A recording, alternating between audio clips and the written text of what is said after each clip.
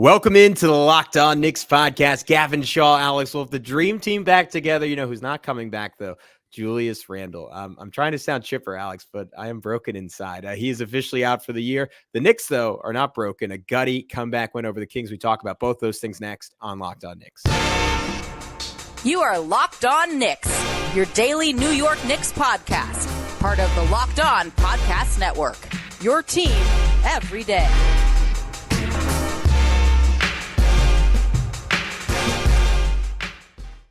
You are Locked On Knicks, your daily New York Knicks podcast. I want to thank you for making Locked On Knicks your first listen today and every day, because we are now available on all platforms. So if you haven't yet, be sure to subscribe and hit that notifications bell on YouTube to ensure you never miss an episode on the video side. But if you're tired of our faces, and you shouldn't be, because we haven't been together in a little while, but if you are anyways, first of all, I hate you, but there is an option for you.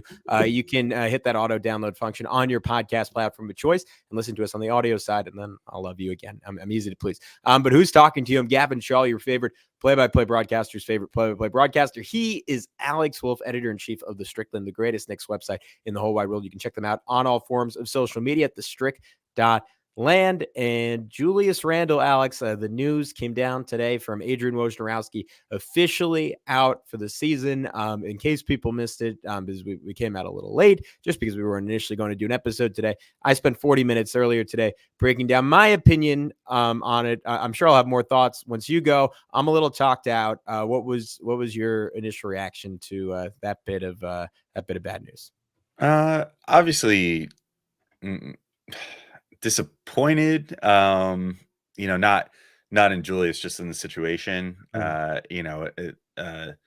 Frustrated, I guess. I'm sure he's frustrated too. I'm sure that it wasn't an easy pill for him to swallow, clearly, or else they wouldn't have gone this long trying to, kind of get things together for him. I don't know. I was really hoping that he would be able to give it a go. I always figured that there was a chance that he would give it a go, and then he might get 5 minutes into a game and then go, nope, I don't think this is going to work. Because, we see the type of games that the Knicks are involved in lately, and it seems like the officiating in Knicks games is turning into just like pure dogfight all the time. And we see the giant scratches that like DiVincenzo and Hartenstein and everybody else are getting on their arms, and just the sheer amount of physicality that goes on in your average Knicks game, and having a bum shoulder, even if it's your off shoulder, and trying to go up for rebounds and stuff. Guys are going to be getting in there, and whether they want to admit it or not, people would probably be sort of trying to go a little harder against Julius Randle, just to test that shoulder out and see if you could potentially get him out of the game or whatever. Particularly if you run into certain teams that play a little dirtier. So, in a way, Miami. Sorry. Yeah, not Miami. I still have a course cold. not. I'm coming off a cold. Sorry. Okay, go ahead. Yeah. But yeah, I don't know. I guess in the end, I'm glad that he's doing what's right for his health, for his career. He still has a lot of his prime left. I know it's disappointing from a fan perspective that his last 2 years, which I would say are probably the best 2 years of his career, with how well he's played last year. And then this year, I think he was cruising for another All-NBA selection, potentially. Was a, all-star for a second time in a row, third time in 4 years. Like, I don't know. I wish that he would have gotten a chance to sort of redeem for the 2 playoff appearances that he's had. One in 2021, where, clearly he just kind of got outmatched by the fact that like he was the only guy that was cooking on that Knicks team that made the surprise 4 seed. And then last year, comes in coming off of an ankle injury, re-injures that ankle, and clearly was never the same after that. Gets surgery like 3 days after the playoffs are over. So clearly that was a huge issue during last playoffs. And then this year isn't able to make it all the way back. I don't know. I think my main thing first was I just felt I felt sorry for the guy. I feel sorry for the team, and I feel sorry for us for fans, but mostly I feel sorry for Julius Randle. Like, I think that he really adjusted well to absorbed the blow of a really, really bad start to this year. And if this were 2 years ago and it was 2022 to 23, or I'm sorry, 2021 to 22, he would have, we saw he folded in real time during that season and just regressed into bad habits, and, had the thumbs down with the fans and blah, blah, blah. And like the whole thing, this year he absorbed all of it. He came back better, and I think was putting together a better year than he even had last year before he went down. When you took it, just from the value of the quality of basketball that he was playing at the time that he went down. So, yeah, I feel bad for him. I hope he makes full recovery. I assume it's probably a torn labrum or something, which is going to be about a 4 to 6 month recovery. So he should be ready to go by next season, or maybe misses a first week or two or something like that, which will be no huge loss in the grand scheme of things. So, yeah, I just hope he has a good surgery and a speedy recovery at this point. Yeah, I mean, you think back to that 2022 offseason and how much work he put in both physically and mentally to bounce back from that, because the first season, like we can just run through the full timeline. The first season was a disaster. The second season was amazing, and then it ended in disaster. The third season again was a disaster. And he folded during that season, to your point, but then he didn't fold last year. Like he was incredible. Like he turned into one of the best 3-point shooters in basketball. Like he balanced the inside and outside game. And I'm sure he felt going into that playoffs or going into the last couple of games of the season before he turned that ankle, like, all right, I'm ready. And I have Jalen Brunson to actually take pressure off me. Like I have Josh Hart, I have Emmanuel Quickly, I have RJ Barrett. Like I'm ready to roll. And it was this heroic run for the Knicks, and kind of a peak that we hadn't seen this team hit since at least 12-13, but that team kind of went out a little sad while this team went out like a great gunslinger, like firing every last one of their bullets.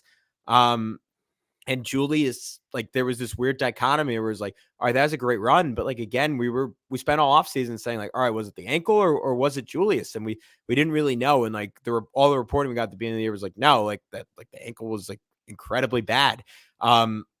And then this year to like even take another step, and I talked about it a lot on the earlier pod, but just in terms of his processing, like rediscovering his inside game, and I think maximizing his physicality in a way that he probably never has, and combining that with just a greater understanding of the game, and then OG Anunoby, I think was a skeleton key for him, and it's a shame that we got 14 games of that, and I don't think, at least to this point, we haven't gotten to see the ceiling of that pairing. But like it was the first time as a Knick he had 3 shooters around him, because he was used to RJ Barrett and no one guarding him, Mitchell Robinson and no one guarding him, and playing in just about the toughest environment he could be in 2024 from a spacing perspective, and still excelling. Like it makes you think that there's another level for him to go to.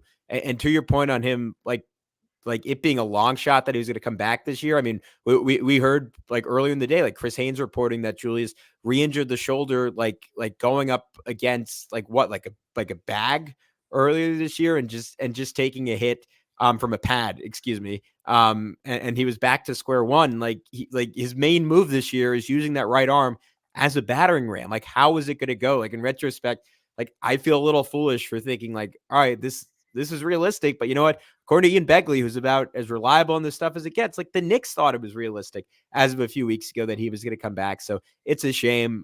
Feel awful for him, but I mean, the second he suffered that injury, like I think I've said it a ton on this pod, like the odds of him coming back at full strength just seem minuscule, and I'm happy that he's not going to risk like anything permanent on it.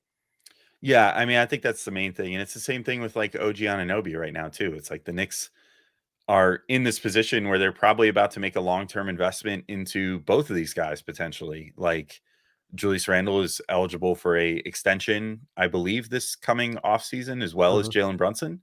They could start negotiating on that then, and they very well might sign, matching extensions if they really like playing with each other that much. Like he's got a lot ahead of him, as far as like the prime of his career. He's really just starting to hit it right now, and has hopefully another 3-4 years of it left before any sort of decline starts in like his 30s. And then same thing with OG Anunoby. Like he's got his greatest earning potential of his career coming up this very offseason, and he's looking for a new contract. And I don't fault the Knicks for, like, I don't fault him if he wants to make sure that he's totally good, and I don't fault the Knicks for wanting to protect their investment that they traded 2 of their young pieces for to bring here and hopefully compete for a championship. So it's all about perspective. It would have been nice to be able to try to compete for that championship this year, and I think that becomes much less likely now. And maybe we can kind of lead off the next segment just a little bit. I have a little bit of griping to do with how the coverage was of Randle's injury today from some of the local guys. But in addition to that, I think we could talk a little bit about like where is this team ceiling? Are they still potentially a team that can win in the first round? Are they a first round out now? Like what's going to ultimately be their fate here? But Gavin, I want to get into that and a bunch more in the next segment.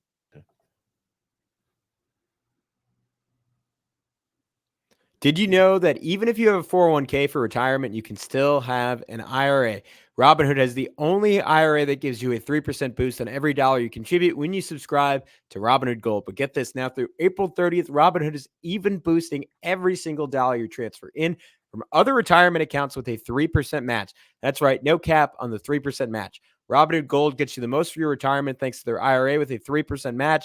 This offer is good through April 30th. Get started at Robinhood.com/boost. Subscription fees apply. And now for some legal info, claim as of Q1 2024, validated by Radius Global Market Research. Investing involves risk, including loss. Limitations apply to IRAs and 401ks. 3% match requires Robinhood Gold for 1 year from the date of the first 3% match.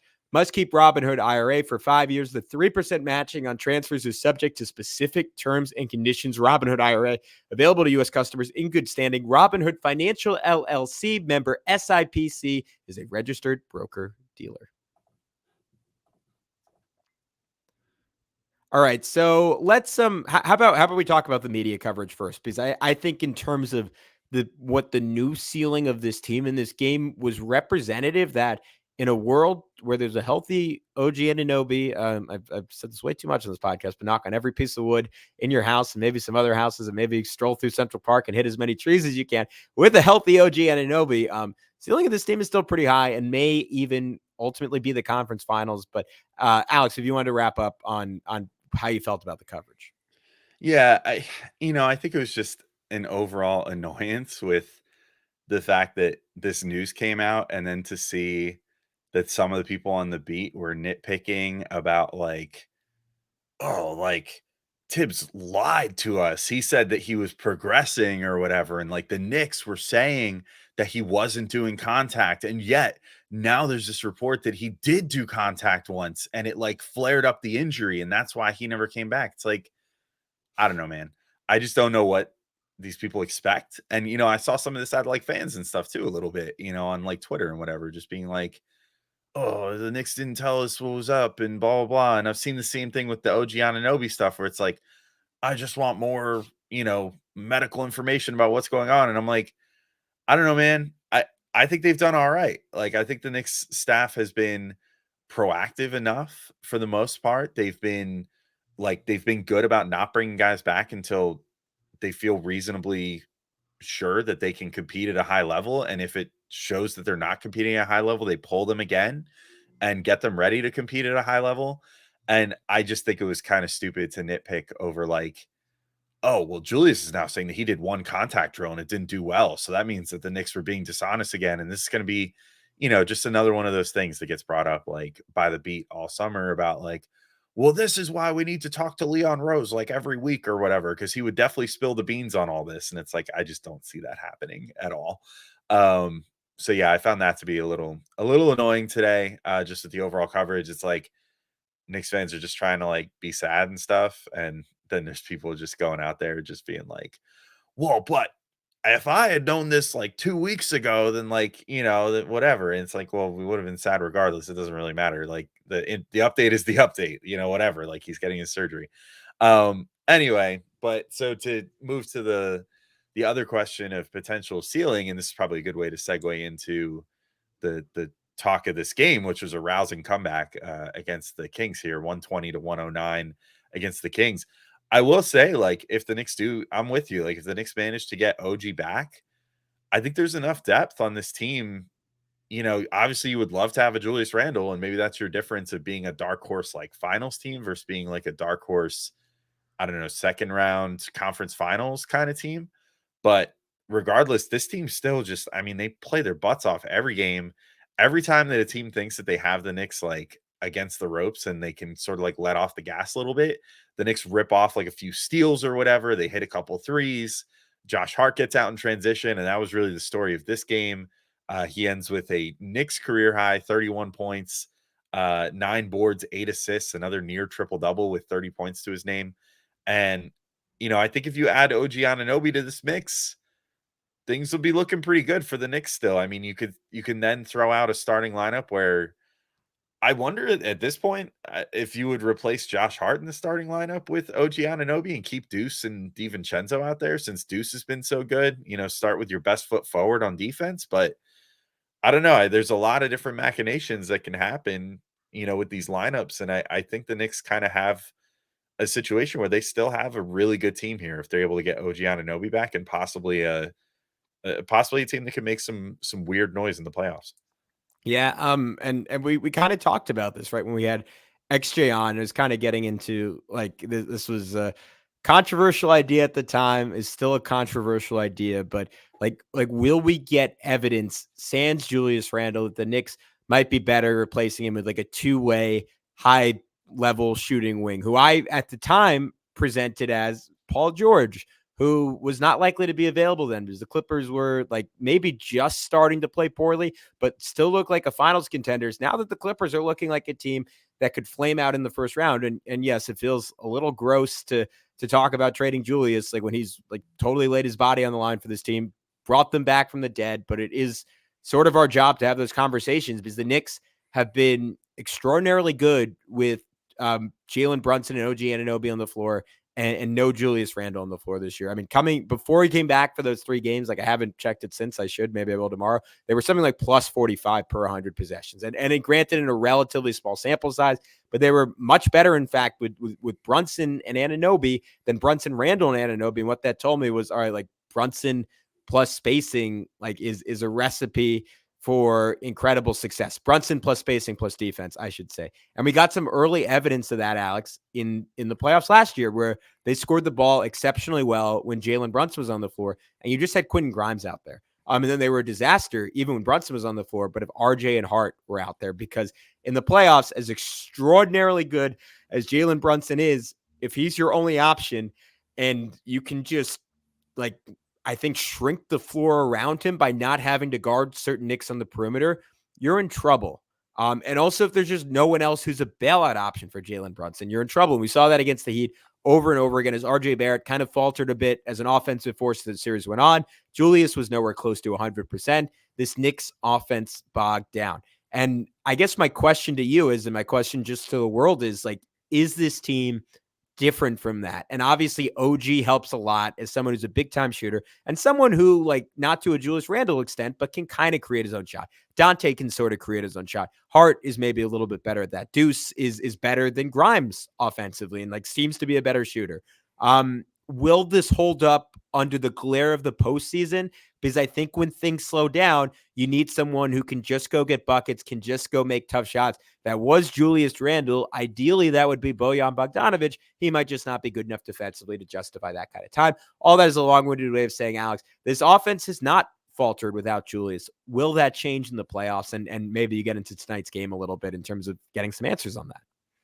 Yeah, and I think I'm with you. Like, they do still maybe need that other presence that can just go get you a bucket. And I still think it's Bogdanovich, honestly. And I thought in this game he did a good job of proving, like, hey, maybe I'm worth putting a few more minutes into. Like, I think he's made some sort of, like, not the smartest plays. He hasn't made that, like, the best plays every single time he's out there, which will lead to getting benched under Tibbs a lot of the time if he feels like you're turning the ball over unnecessarily or anything. But I thought for the most part he played a solid game, provided the offensive punch that this team needed a couple of times when Brunson was on the bench. And and especially like in the first half when the Knicks were behind, like he was kind of one of the only guys that could score for a minute there. So I feel like he might be the key. And we sort of thought he was the key when they brought him over from Detroit. Like back when that trade first went down, we were like, oh, well, this is as good of an injury, insurance policy on Randle as you can get potentially, because this is like a bona fide 20-point per game scorer that you could throw out there.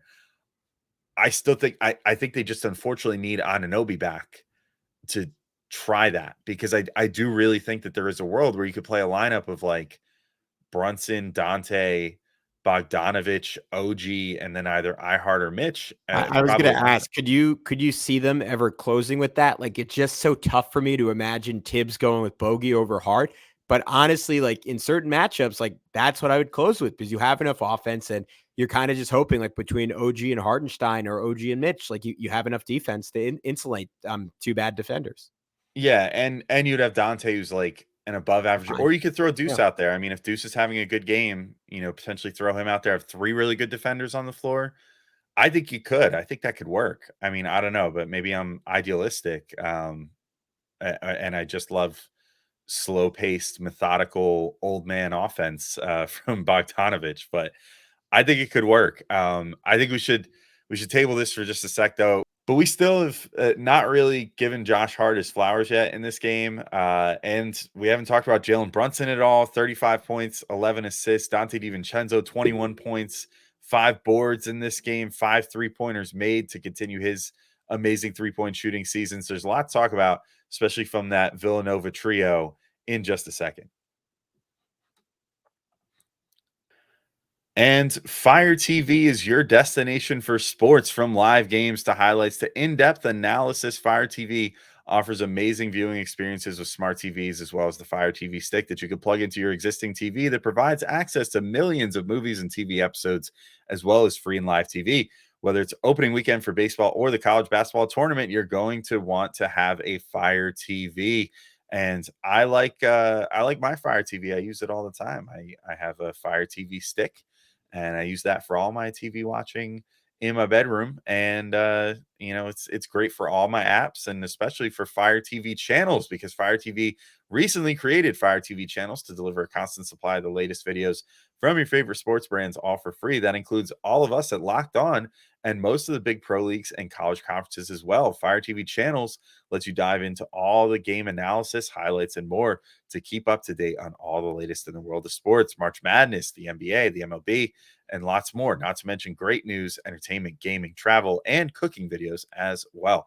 Check out Fire TV channels on Fire TV and Alexa devices. If you haven't checked your Fire TV channels, you should. Trust me on this. To learn more, visit www.amazon.com/LockedOnFireTV. And we also wanted to tell you about our good friends over at Nissan. Are you the kind of driver that likes to push things just a little bit further? Ever wonder what adventure could be around the next corner? Our friends at Nissan have a lineup of SUVs with the capabilities to take your adventure to the next level. The 2024 Nissan Rogue is perfect for city drivers and great escapes. Class exclusive Google built-in is your always updating assistant to call on for almost anything. Gone are the days of connecting your phone, Google Assistant, Google Maps, and Google Play Store, built right into the 12.3-inch HD touchscreen infotainment system. The 2024 Rogue is a perfect midsize crossover for your next adventure. The 2024 Nissan Armada will change what you expect from a full-size SUV. Picture a rugged 4x4 that can seat up to 8 in first-class luxury and style. Tow bigger and explore further in the 2024 Armada. Take the Nissan Rogue, Nissan Pathfinder, or Nissan Armada and go find your next big adventure. Shop NissanUSA.com. All right, Alex, it was a shame that the Julius Randle news came out today, because this game was worthy of a classic Alex and Gavin 55-minute podcast where we maybe get yelled at by our bosses after, and it would have been worth it. Who knows? Maybe it'll still happen. We got time here. But this was a gutty win for your New York Knicks. The Kings came out on fire with some and the Kings, as much as the Knicks are desperate to maneuver in the East, the Kings are currently in the play-in out West. That is like an insane race. And they were mad after the Knicks held them to their lowest point total at home in the last 2 seasons since the start of this era. And they came out just kicking the Knicks' butt up and down the court. It got up to 35-20 on a transition pull-up 3 for De'Aaron Fox, who had like fire shooting out of his butt. I've said butt way too many times. I gotta talk to my therapist about that. Maybe on BetterHelp. And there were 7 of 9 from 3 in the first quarter. The Knicks at the same point were just 1 for 6. It was a disastrous start. I was mad because Tom Thibodeau was playing Precious Achiuwa and Mitchell Robinson out there, which I know worked that first game against the Raptors. I am not a fan of it. I just think that is a a spacing disaster masterclass from Tom Thibodeau. If you play those two, particularly without Jalen Brunson, you're just not going to score points consistently. Got all the way up to a 21-point lead for the Kings. Trey Lyles was hot. Davion Mitchell was hot. The Knicks backcourt in the first half, 38 points, 14 of 28 from 2, 8 of 10 from 3. Keon Ellis, I didn't know who he was until he was on my fantasy basketball team 2 weeks ago when I got desperate. He was making everything. A 16-2 Knicks run got them back into it after them with 21. Big uptick in defense, big uptick in rebounding, got Jalen, Hart, and Hart back on the floor, carried over into the second half. The Knicks were forcing a bunch of turnovers. But, Alex, every time the Knicks got close, like they would cut it to either 6, 5, or 4, the Kings just seemed to make a shot and just felt like one of those games where the Knicks were going to run out of gas. And you're going to say, all right, this is just a horrific stretch. Like, I might not even showed up to do the show tonight, and yet the ever-resilient Knicks found a way. A combined 87 points and 20 assists for the Villanova trio. And we got to start off talking about Josh Hart. Yeah, I mean, I thought that he was just the catalyst for the team in this one. I mean, really, I think the biggest stretch was there was a stretch in, I want to say it was the third, early fourth quarter, where it seemed like every possession was Josh just getting out in transition. And, it was just one time he sprays it out to Dante in the corner. Another time he takes it straight into the teeth of the D, finishes with a nice, easy layup. Another time kicks it out to Jalen Brunson. It's like he just had his best sense of what to do with the ball in this game. Like he was the best possible version of himself, where he was making the right call on what shots to take. He was making the right call on what passes to make. And really a lot of it just had to do with that transition, the pushing in transition, getting the break started, understanding hey, conventional means aren't necessarily working right now. Like the Kings were sending, especially early, they were sending a lot at Jalen Brunson. Like they were sending a lot of double coverages. They're trying to trap him right at the center court line, before he could get over and, get the offense going. They put Keon Ellis on him, who's a solid defender and has been really proving himself lately. If not him, they had Davion Mitchell on him, who's another really good defender. Like they were trying to throw different looks at him and, make him uncomfortable all night. So you needed someone else to kind of step up a bit. And, look, Brunson also stepped up himself. He had 35 points and really killed it to end this game and put this game on ice for the Knicks. But Hart was the one that sort of dragged them back, that the car was breaking down and Hart just grabbed a rope and pulled it up the hill, until they reached a point where they could just put it in neutral and cruise to victory, damn, that was a really good. I was really impressed because I don't have a driver's license. So I was like, I couldn't have done that one. That was an Alex exclusive. There we go. Luckily, I've never had to pull a car up a hill. I guess that's technically I'm more qualified to do that than actually drive a car. So maybe I should have gotten that analogy. But yeah, go ahead. At any rate, I think Josh Hart deserves all the credit for this win. I mean, just for being the one that got the Knicks back into this, and not only was it the getting out in transition, but the defense was good too. We had a couple of key steals that led to transition opportunities. Just everything that he was doing was honestly perfect in this game. And he did all of it without taking a single three, which is maybe the craziest thing because often his best games are when he finally just decides to start pulling from three. And yet in this one, he just did it by pacing things out, by making good passes, by getting all the way to the hoop, and by unleashing his mid-range game, which at its best is deadly, at its worst is super ugly. But in this game was super deadly. So yeah, just a really awesome game for Josh Hart all around. Yeah, I thought, and this is weird to say in a game where he doesn't shoot a three, but it felt like maybe his most confident game I've seen him play all season or in the mix from it. Like he was just so aggressive from the get-go and maybe to go back to his quote earlier this week where he sort of told us about Julius Randle before we officially knew about Julius Randle and hopefully was not actually telling us about OG Anunoby before we actually know about OG Anunoby. But it felt like he was all right, Julius is out, OG's out, it's Jalen's team, but after him, this is my team and I'm ready for it. Like that first assist he had to Isaiah Hartenstein where he was just kind of driving left at the last second, kind of like pinned his head back and just whipped it to Hart under the basket. That was really nice. Had a couple of different pump fakes for blow-bys and dunks or layups in the first quarter. Just some incredible pushes. Like you referenced this one, but that pass to DiVincenzo, one of his better transition passes of the year, where he just sucked in the defense and his ability to, like, at the last second, it's almost like a Derek Jeter-esque throw. I know you don't love that reference, Alex. Sorry. To just like spray it out to the perimeter to Devo. That was beautiful. Like, had a nasty up and under and one to start the fourth. Like, it was Brunson to Hart to Hart cutting to the rim. Those guys had a bunch of just like 3-man sequences that were great. Just tough shot making, like hit an insane turnaround jumper with the shot clock dwindling.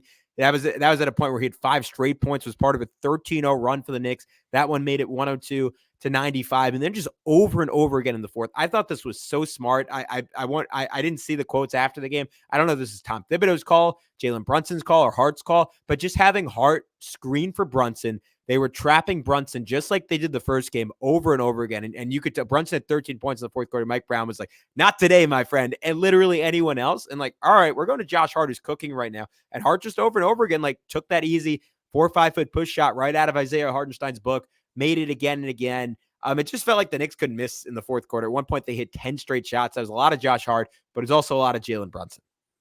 Yeah, and Brunson himself had a fantastic game as well. I mean, I don't know. I kind of feel like I'm starting to almost run out of things to say about him on a night to night basis, because we just go over all of it so often. But like, such a ho hum 35 points and 11 assists from him. Like, the scoring was just fantastic. I thought that really, what I liked the most out of him in this game was that he did a good job of identifying. And I mean, this is nothing new for him again, but like, did a really good job of identifying, the Kings trying multiple things to try to get in his head and not letting any of them affect him.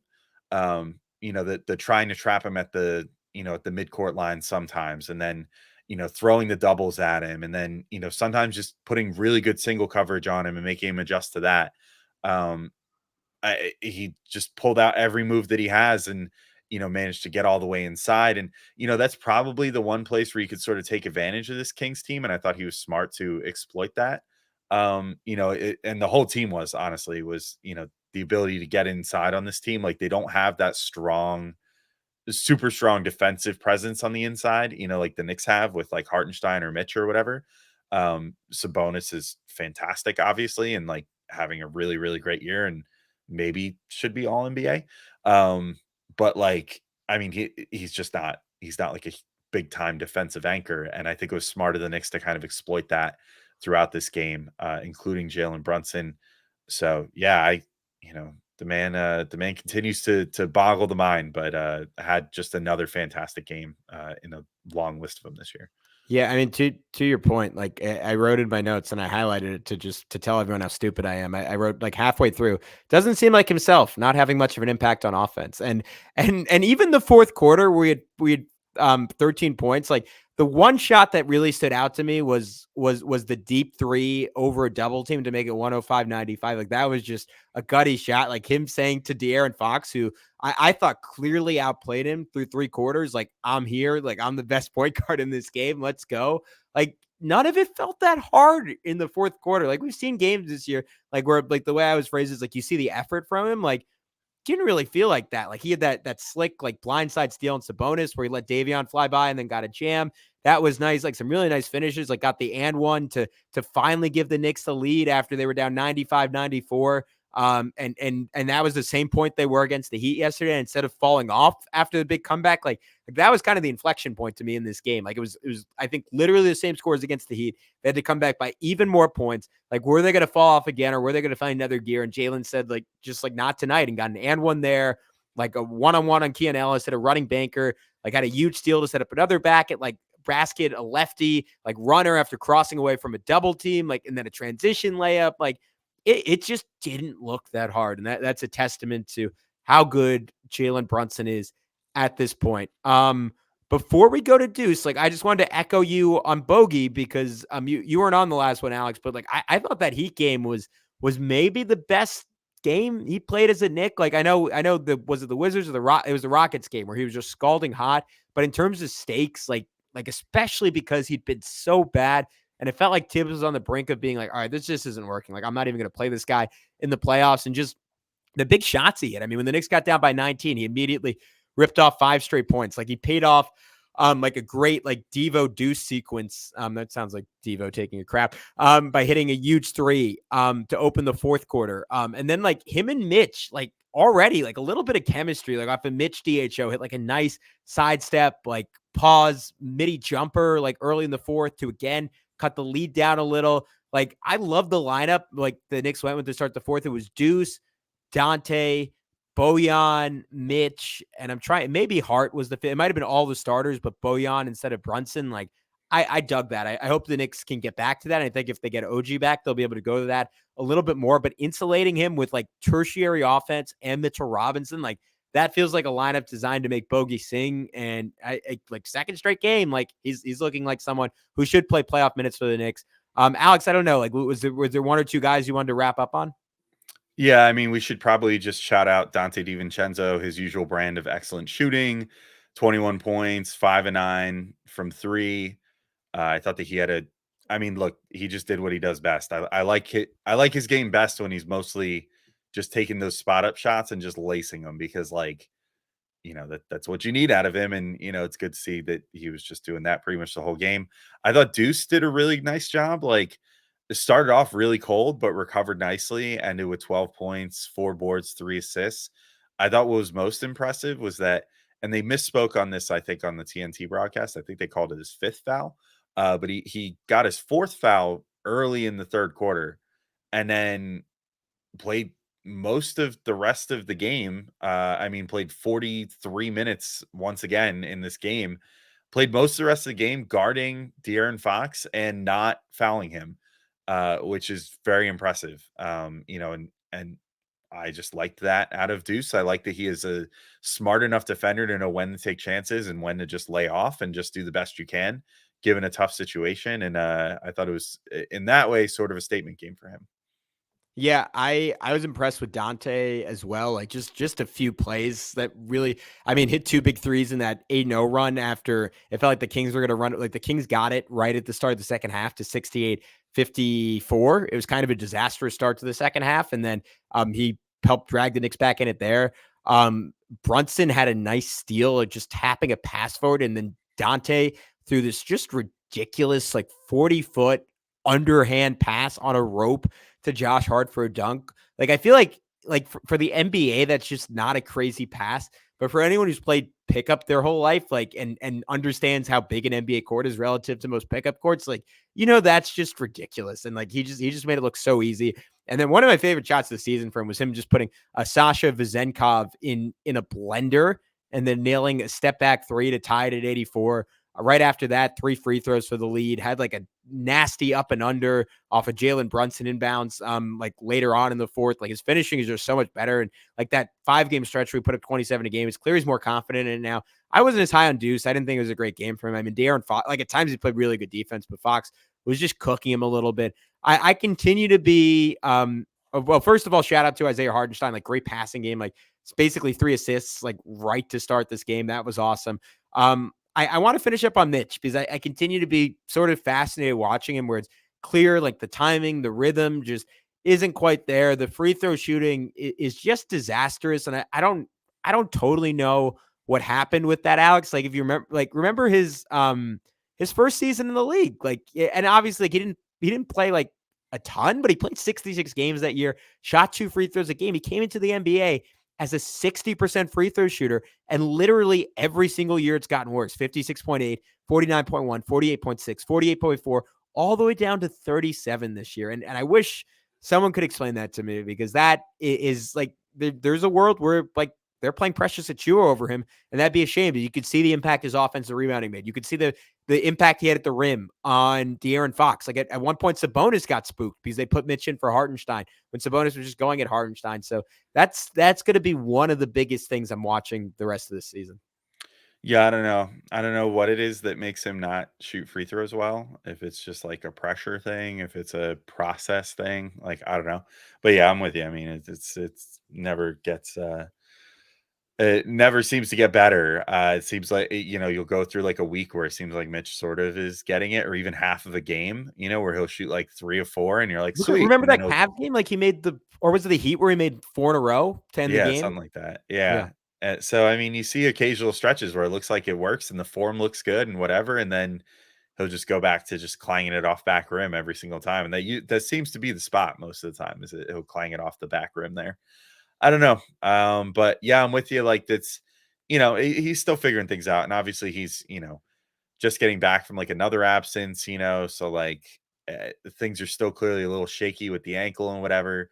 I'm willing to give it at least another week and just see if he keeps, getting acclimated. But I certainly would love to see the free throw shooting get better. I just don't think it's going to happen at this point. And I think basically all it does to me is just solidify that like Isaiah Hartenstein is going to be the guy starting and closing playoff games at this point. And Mitch is probably going to come in and spell him for 15 to 20 minutes. And you know what? That's fine. Like, there's still potential for him to do more, like next year, potentially, whatever. But for now, I just think that's what makes this team the best at this particular moment in time. But Gavin, I think that's all I got. Unless you had anything else to add, I think we can wrap up this episode of Locked On Knicks. There's a chance we might do a Saturday morning episode for the Bulls game. There's also a chance we might just save it for Monday. So we'll kind of play that one by ear. If anything spectacular happens, maybe we'll put out a Saturday episode. Otherwise, we'll probably see you guys early next week. And until then, thank you all for listening, and we'll talk to you soon. Peace out, everybody.